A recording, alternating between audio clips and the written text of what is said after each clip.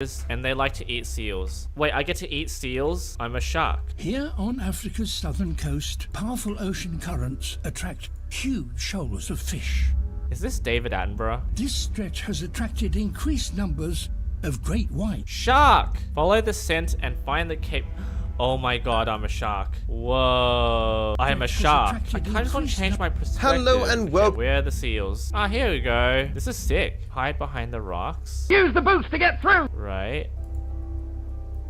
Where'd they go? I just want to eat a seal. Dead sharks can This just... guy's teleporting. Why are the fish swimming through my body? Dude, can I just eat you? Not this time. Really? See, has anyone actually successfully eaten a seal in this game? Alright. He's right there. Are you kidding me? Why are you so happy? You're starving. You shouldn't be happy. This shark is useless. Alright, come on. Mission accomplished. Oh my god. Alright, I'm done. This shark won't need to eat for another few days. Lies. Is that all he's gonna say? Ambush predators. That's why we need you in the game, to eat Steve. How do I do this? Yes. Okay, here's the shark. I'm so adding this to Java right now. Convert to Java. Oh. What the heck is this? Okay, well, there's one thing left to do, and that is to... Oops. Yes! Okay, so what do we do with it?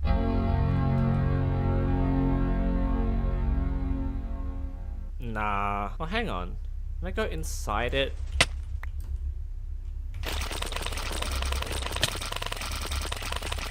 Actually, I kind of just want to do this.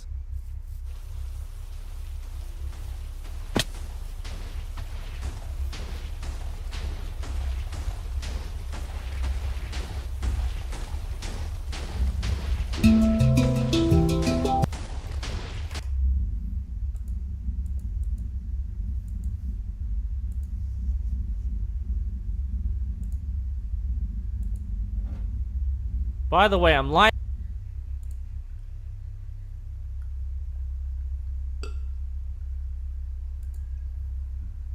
Breezes can now be easily used in Redstone, armadillos became stronger, and some cool world optimizations. Hello there, Ray here, and today we're going to take a look at those as well as much more in today's new update for the 1.20.5 as well as the 1.21 future updates.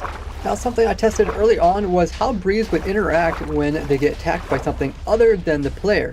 Well, it turns out they would actually completely ignore whatever is attacking them, which I was disappointed because I hoped the Breeze would turn around and attack them so that we could automatically get the Breeze's wind charges without having to use a player. Well, they actually changed that today, so now Breezes will actually retaliate against Iron Golems even before they attack, but the only other thing that the Breeze will attack is the player.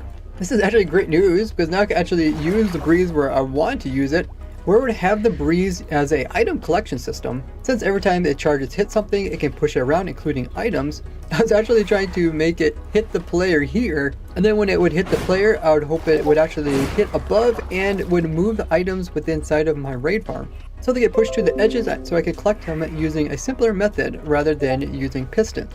This is actually our stacked raid farm, and we made this way back when raids were being introduced. And I've just been updating this with the other little tricks I've been showing you guys throughout the snapshots, like the Ravagers having a shorter reach, so I'm automatically killing them with the player. If you want to see the crazy long process it takes me to design such farms like this, that end up being really simple to build up, but they actually take me hours and hours and hours to come up with such a simple and clean design, make sure to join my live streams as I do all this live so you can see the exact thought process it takes to actually complete such mega projects. So I guess you can use Iron Golems to help you try to defeat a trial spawner. If they could ever get close enough to hit the Breeze, they could definitely kill them if they wanted to. Breezes will also not accidentally attack other things which are inside of the trial chambers, such as like skeletons, strays, zombies, husks, spiders, cave spiders, and slime. And those mobs won't turn around and attack the Breeze if they accidentally get hurt by the charges that it's shooting out. They also made some changes to armadillos. Now they will roll the ball if they have been recently attacked rather than just sitting there taking the damage. Also, while they're in a ball, they'll take reduced damage similar to like a shulker, and while the shulker is closed. And they can even resist really weak attacks, so they can do no damage at all. Before, when crafting up grades, it would cost you 4 copper blocks to make 4 copper grades. But now when using the stone cutter, you can actually get 4 grades just by using 1 copper block, making it much cheaper, as a lot of people did not like the expensive recipes of many of the new copper items, but at least the grades are cheaper. Make sure you're still subscribed so you can continue to learn about the newest changes in the game and how they're going to affect you. Krish Skoog. For Hi, dedicated server, can there send is not. greetings to my friend. Her name is Estifi Harazo. That's a weird name. So there's a neat pun in that.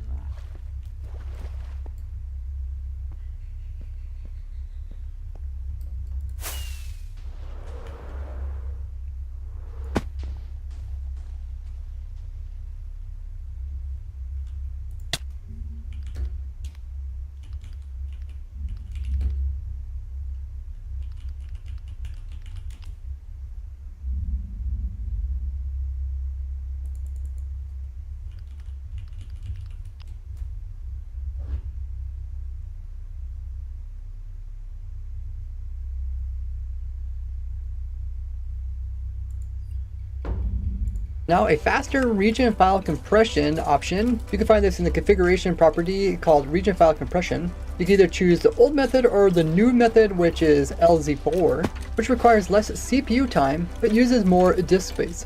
And new and updated chunks will use the newly configured algorithm, but old ones will stay with the old format. They also made some world optimization changes. This is both for single player and dedicated servers. So it'll use force upgrade to actually upgrade when it comes to entities and point of interest. And they have a new recreate region files, which helps with the dedicated servers when it comes to how they handle region files. You can access the debug screen for TPS on servers by pressing F3+2 for single player, and they went ahead and did a bunch of changes to the debug TPS charts. So you can see now there's like a red and a green. The dark section of this chart here displays the time spent during the main logic of the server tick, and is equivalent to what the old chart used to show you. And then above the red is the brown areas, and this is the time used to run the scheduled task. When I'm generating new chunks, we get a lot of activity going on. Now the purple section represents the time for executing all other code during the tick. Then the light green, yellow, and red at the very top section displays the time spent idling or waiting for the next tick. So when I stop, you can see it's going to be mostly green as the game is able to catch up and have less things to do. And then of course the numbers at the top of the chart, we have the minimum amount of ticks it's taking, the average, as well as the maximum amount of ticks. These are in milliseconds. So 1,000 milliseconds would equal 1 second. So with all this extra information, it makes it easier to tell what exactly it's struggling in loading. They also did some more optimization to the worlds, including reducing the time it takes for explorer maps, which are often found here inside of shipwrecks, to generate when there is buried treasure. Notice how quickly I can open the chest and immediately shows it, and then immediately shows me where it's at, rather than having like a couple seconds of latency. This is really nice. The data pack also got updated to version 29, and we got a new command which is called transfer. This transfer command can only be accessed on servers. By the way, I do have a testing server which is open to my viewers. You guys can learn more about it by joining my Discord. And with this new transfer command, you can actually transfer players to another server. So this would be the host name of the server. This is typically a bunch of numbers with dots and other numbers, or it can be simplified to some words. And then the port is usually some numbers which says where exactly on that server to send the player. And then of course you can choose which player you want, or you can even send like everybody. This will make it nicer so that servers won't get bogged down with so many players all in one spot, especially for like minigame servers. When coming in and turning on cheats by opening up Land World, it's no longer called allow cheats on, but now allow commands on. This is better wording, as people would think this would just enable like all cheats, but just allows you to access commands, which you can do even if you set it to survival. This makes a bit. After only 6 days, 23 hours, and 35 minutes, Grover has ascended most of the 1,048,576 steps to heaven. But to his shock, Kermit was up there waiting for him. How can this be? Yelled Grover. You were supposed to climb your own stairs, and it was bigger than mine, right? With a calm demeanor, Kermit answered him. You've come a long way for your purpose, my child. But next week, let's get serious and land a foot on every single step so you don't look like a furry blue cheater. Then Grover got his face kicked and fell to the bottom.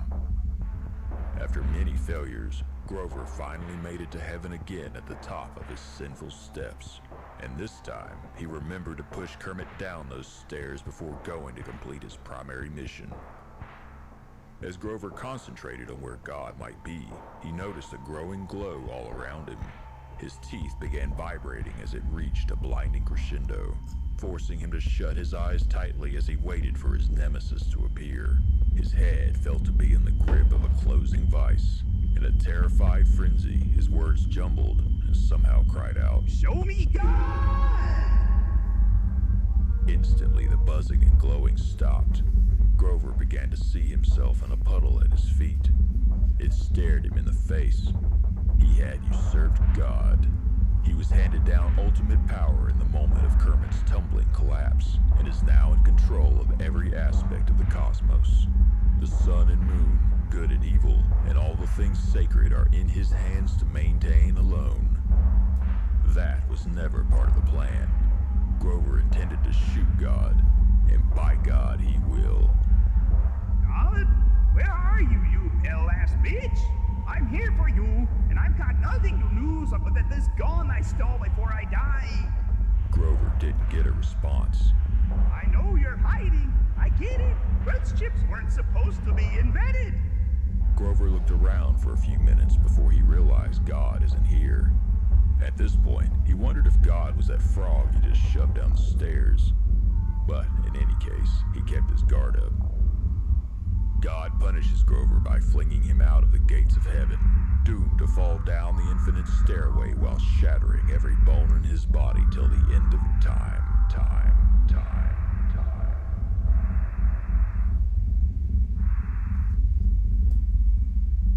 How long has it been? Years? No, not years, not decades, not centuries. No time. There was no time. He was still thinking like a mortal, Grover knew. The day he left Earth was the last day he was a part of. The moment before he entered the portal was the last time he was a part of this world. Time is gone. All of eternity stretches forward forever. A single second, a million years. It's all the same now.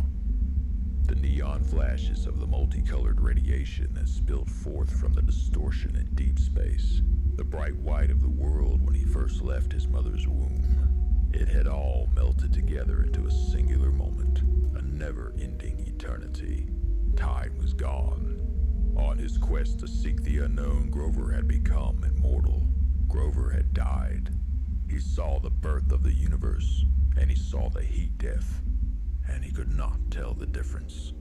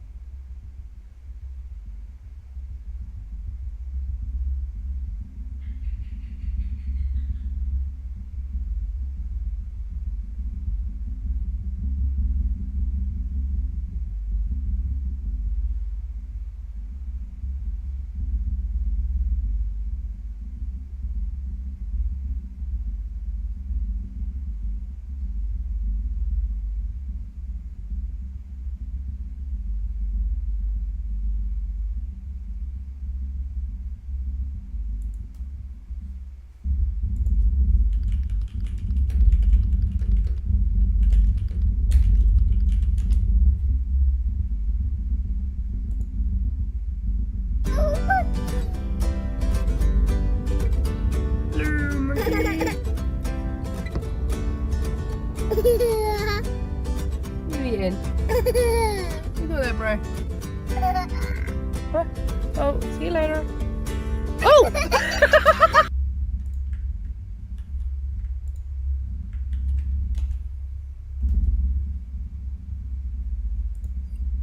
Bit more sense because cheating depends on how you decide to play in the first place.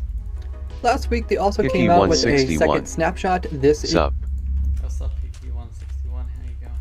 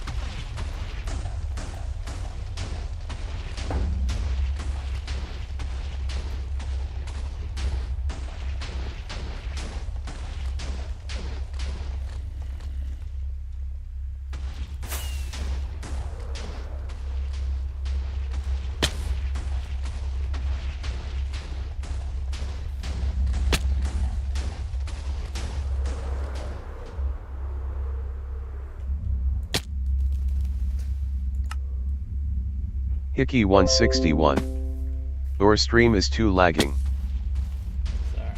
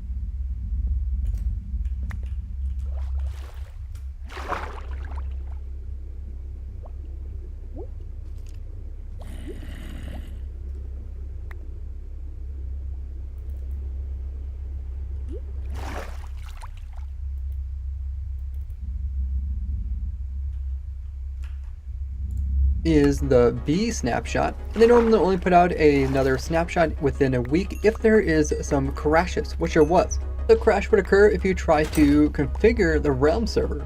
But besides fixing just the crash, they also fix some other bugs. Now, during my testing to do with trial spawners, we noticed that when it came to the mobs that spawn out of them, a lot of them would have persistence required, meaning that they wouldn't be able to despawn even if the player would leave the area. This is done on purpose, so one player could come in and activate the trial spawners, they could leave, another team could come in and those mobs are still there ready to fight them, or just to prevent the player from completely leaving the area to automatically win the trial and get the rewards without actually having to kill the mobs. But some of these mobs did not have this persistence required tag. So now that they do have it, you can actually get some uniquely rare mobs that won't despawn, like having skeletons with jack-o'-lantern Halloween heads, or zombies having some chicken jockeys.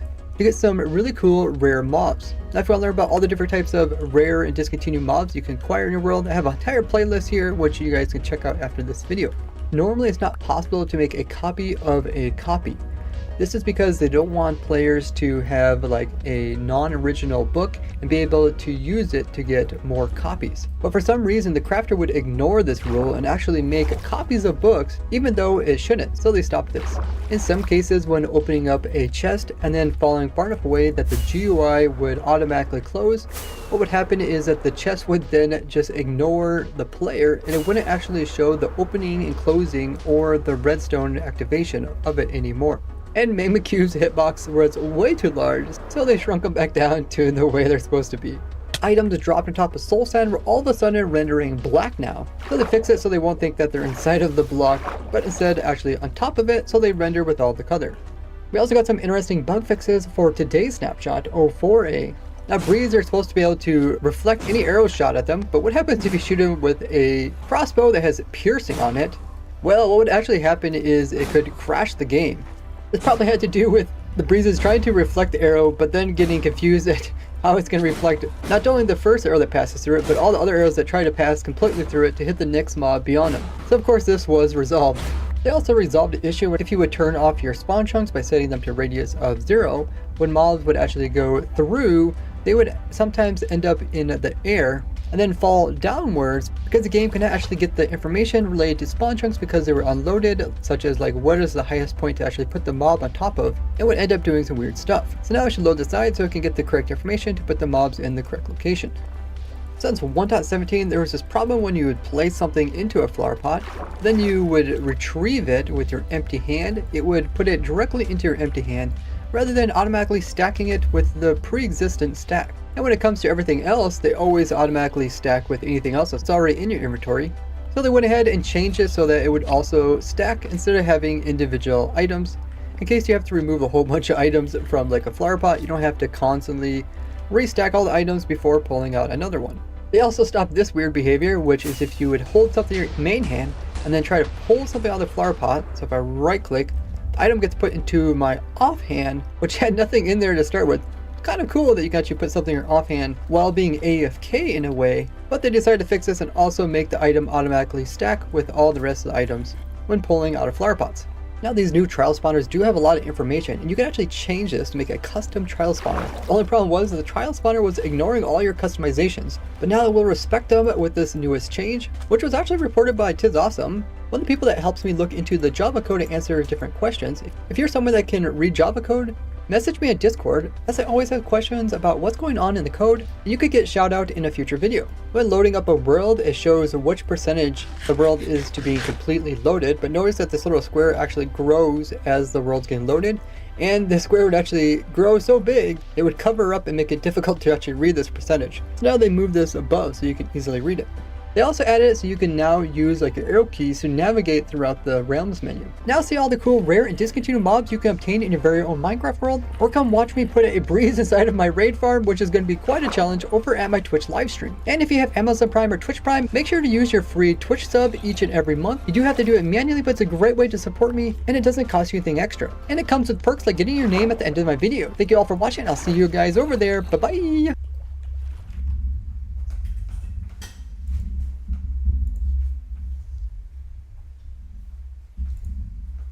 We've been seeing ads for this thing for years, and you guys have even suggested making a video about it twice. But come on, look at it. In a world where a top-of-the-line GPU costs a couple of $1,000s, who in their right mind is spending double that amount on the chair you sit in while you use it? Oh wait, I know. It's us!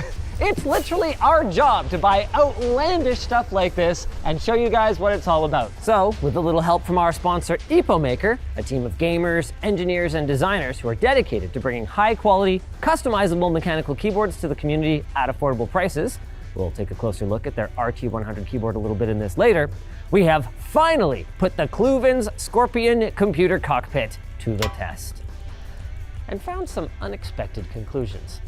But before we get to those, let's rewind a little bit here.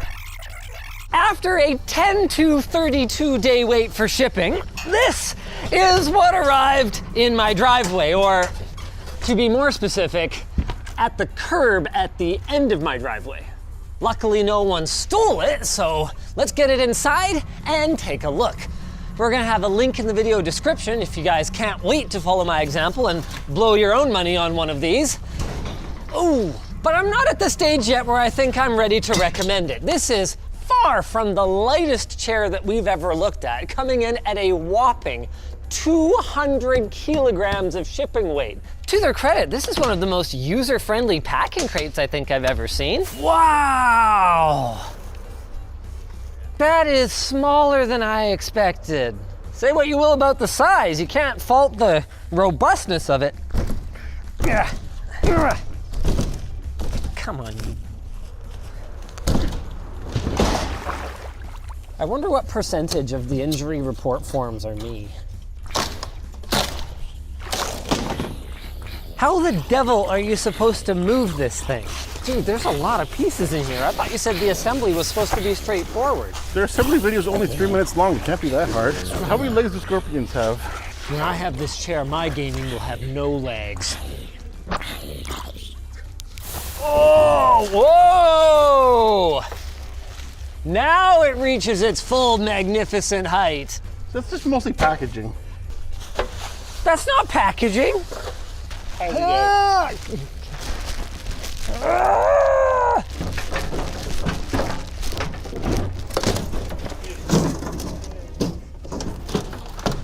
Oh, sick. Look at these lights. Okay, I got an arm. Oh, it opens up. I'm just trying to picture the person whose house you walk into and this is in their living room, you know? It says a message. What's the message, Jordan? Nothing good. This is the bubble wrap output of a small nation. That's quality foam. Oh, sorry. Oh. How do you like me now, ladies? Yeah, you could, no, you could, it's movable. Thanks, Colin, but I think I got it. Ah! Oh, I think I crushed those cables. Got the instructions up, but before we start them, I just gotta say, where's your tracksuit, buddy? The form's impeccable, but you gotta get the stripes. This is the Scorpion's decorative foot. Also a weapon. Its only contribution is to be a tripping hazard. It's Law and Order.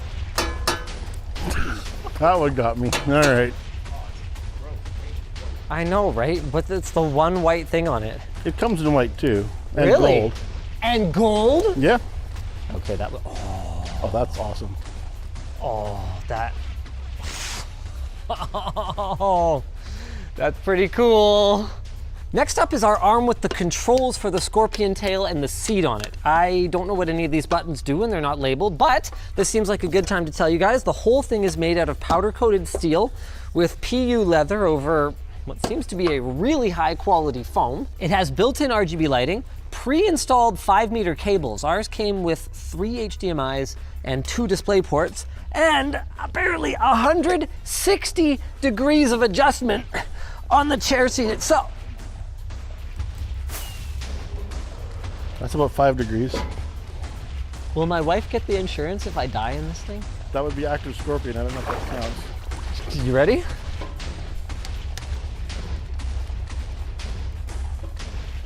Oh, there's the other arm. Now that's funny. The RGB remote is just one of those wireless RGB remotes, but just embedded in the side of it. There we go. All right. Being able to adjust this forward and back would be good. Oh, no way. No, Wait, it does what? move. Oh, look at, oh, wow, look at that. It has all the adjustment. Since we're talking about this arm, I want to look at the RGB control. This is flipping cool. You just touch anywhere on the wheel, and then it's that color. We went with the 3 monitor mount. We've got 3 of these Gigabyte M27U gaming monitors. They'll do up to 160 Hz 4K. They're VESA HDR 600 certified and come with HDMI 2.1. And the reason we cared about that was because we initially thought this didn't come with any DisplayPort pre-wired, but it turns out it did. So they've spent money on things that matter. Like the motors feel good, they feel smooth. It's reassuring as you're moving it around. The build quality is obviously a little on the industrial side. You know, it's welded steel, what do you want? How are we gonna get power to the monitors? Oh, there was a power bar up there, I think. Yes, there is in fact a power bar in there.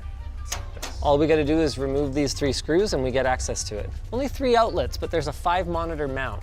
There are such thing as C13, Y splitters and whatever, just, okay. We found an oversight. Is this how the RGB is mounted? I guess it doesn't matter. We'll adjust them in and out afterwards. Yeah, not much in the way of other adjustments though, hey? Not so much. Cool. You just gotta hope they kind of balance, I think. Yeah. Oh, how's the clearance on that? Not amazing. Cool. So we need to put it sideways in order to, which is fine, because now it's just like the RGB strip. Exactly. I'm not sure what the plan is for cable management here. LTT cable arches to the rescue. There we go. That's pretty good. That's good. That's pretty darn good. Now, obviously, for a gaming battle station so magnificent, we're gonna need a pretty magnificent computer. So we've gone with a, what's that, Colin?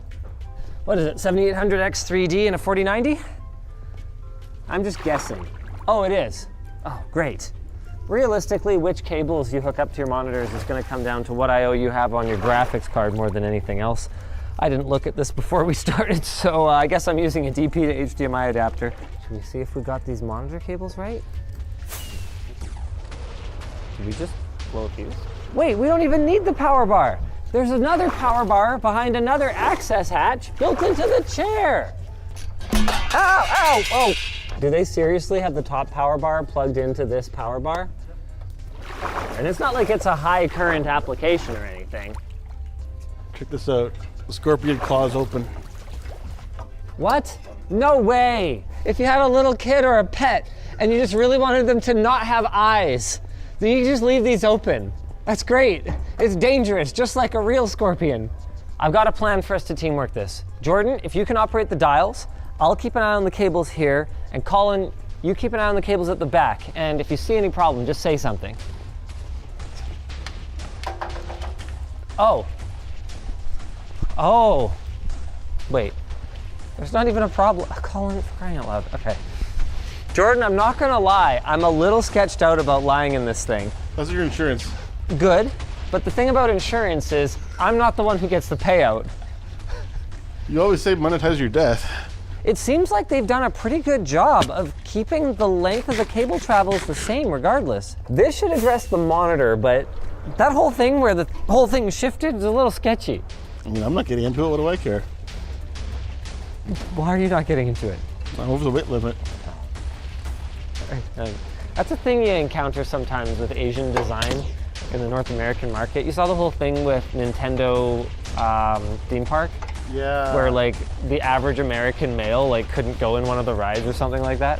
Before we get in, we didn't have any issues with the cables while we were moving the chair, but that's not necessarily a given forever based on that these are just kind of hanging loose and there seem to be some things in here that they could get caught on. The good news is I think we figured out how to get into it.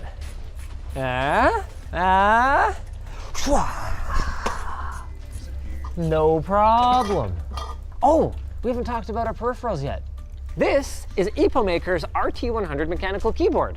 The gasket-mounted design is both quiet and comfortable, while its 97-keyed layout offers a compact form factor without having to give up a dedicated number pad or media controls. That's in no small part thanks to the multi-function media control knob. It's got USB-C, Bluetooth 5.0, and 2.4 gigahertz wireless connectivity, meaning you can connect to your PC or Mac or, whatever, Bluetooth, right? However you prefer. And hidden in the storage bay for the 2.4 gigahertz receiver is the connector for the Smart Mini Display, a programmable smart display that shows essential system and real-world data right out of the box. And, just like the south-facing RGB lighting on every key, is customizable to suit your preferences. We'll get more hands-on with the RT100 in a minute, but first, we need to get some games loaded on this thing.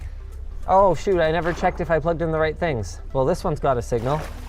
What are the odds I got only 1 of 3? No question. If the goal is to find the chair that makes you feel like an absolute boss, your journey's over. These monitors look great though. Man, 4K is sharp at this distance. It's the kind of setup that just puts a smile on your face, you know? There are some issues. At my height exactly, the monitors are in the right spot when the angle is right, and there's not really a ton of adjustment on these things. Also, I'm already noticing that when I move the mouse and type on the keyboard, there's a little bit of Wiggle wobble. Now we got this working. Holy crap. I think the best thing I can say about the chair right now is I kind of forgot I was sitting in it. And I really do mean that in a good way. The worst chair is the one that you think about while you're inside it. Jordan, What's up? remember how we adjusted the angle of this display just right? Well, now Yeah. it's pointed up this way. Oh. So the fact that I have no on-the-fly adjustment means that unless I had a fourth motor right here in this one, which we checked, we don't, I have no way of adjusting this angle after the fact. Well, my keyboard and mouse, oh no, okay, it comes in a little bit. The angle's a little funky. The benefit of that is that it doesn't tip towards you like on some of these that I've seen in the past. The disadvantage is that your arms are like this. Is widescreen gaming forum still a thing? I gotta give some credit to the RT100 here. Sponsored or not, it's a little narrower, which objectively creates more mousing space in a scenario like this, but unlike a 10 keyless, if I wanted to use this for work as well and I needed a number pad, everything's there, it's good to go. We're gonna switch over to Forza, which definitely supports bokeh. That we can fix. The ergonomics of the cup holder, on the other hand.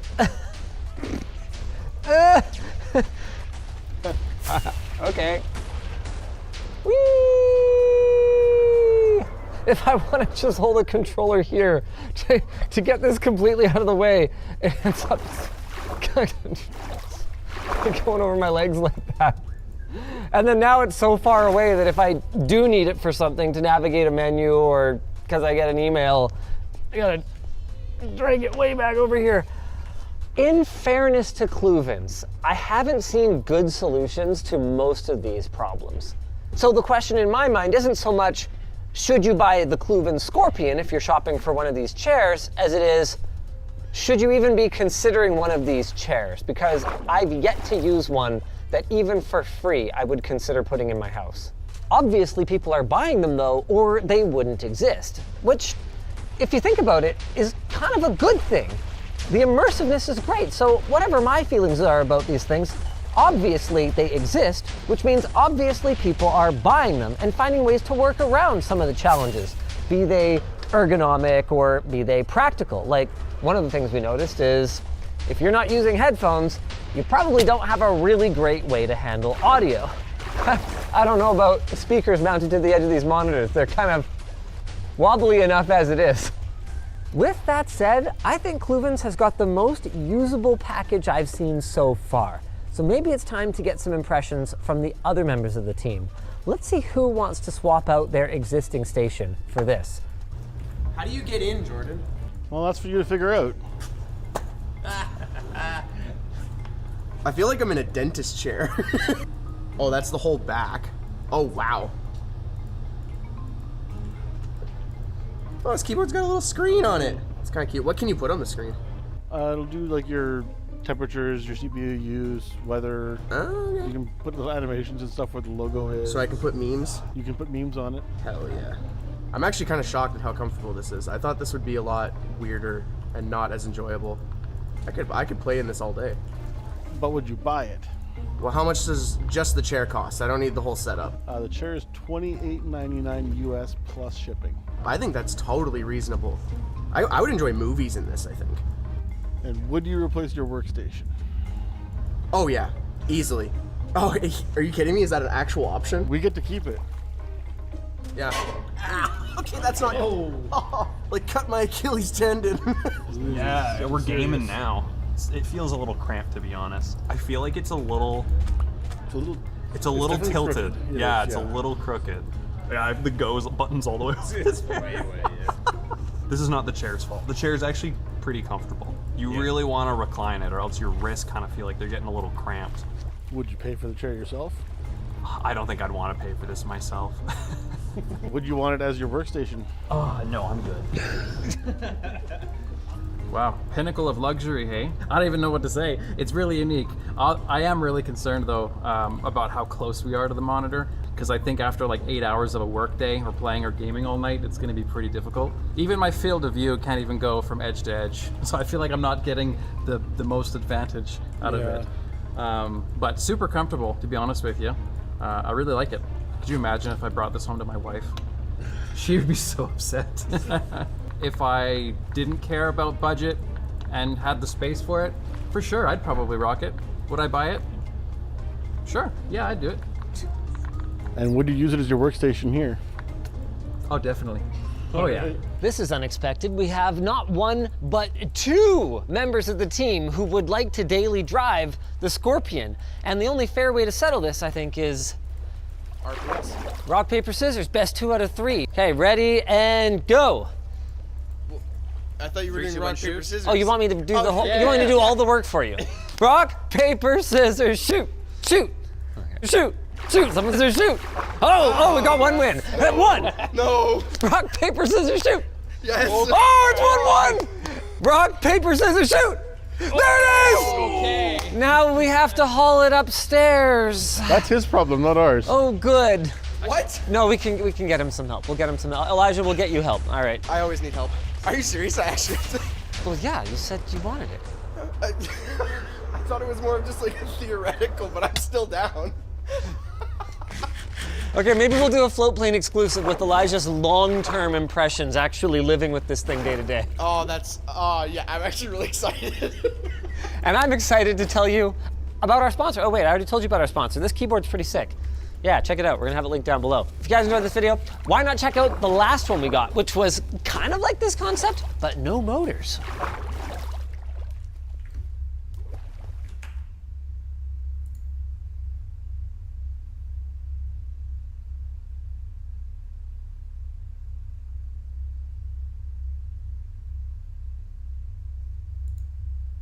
Hello and welcome to your daily dose of commentary. Today we start with the topic, people are mad at me for my clickbaity thumbnails.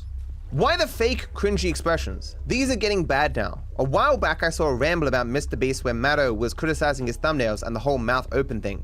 Now it seems Matto is copying Mr. Beast's style, which to me is a shame. This whole thumbnail thing is just weird IMO. And he's showing my thumbnails on the Ramble channel. I like these thumbnails. I don't know what you're talking about. I wasn't criticizing Mr. Beast's thumbnails in Rambles, because he was the one who came out and said that him having his mouth super far open hurt the retention of his video. And I was like, yeah, in general, being like, looks weird, and it's not something I'm usually in favor of. I don't view like my mouth being slightly open or whatever as the same thing. I've got 2 people working on thumbnails for the Rambles channel, and I like them. I think these are all good thumbnails. I don't know what problem you might have with these thumbnails. I think they're all great. And the Rambles channel is doing good as well. It's got a surprising amount of upvotes. I don't know what's cringy about like any of this. You look like you're breathing. Mr. Beast looked like he was gonna eat a viewer. That's what I was saying. Like the expression didn't look real. It looked like he was trying to swallow an entire apple in one go. And a lot of thumbnails look like that. But like this expression here of like, oh, that's an expression of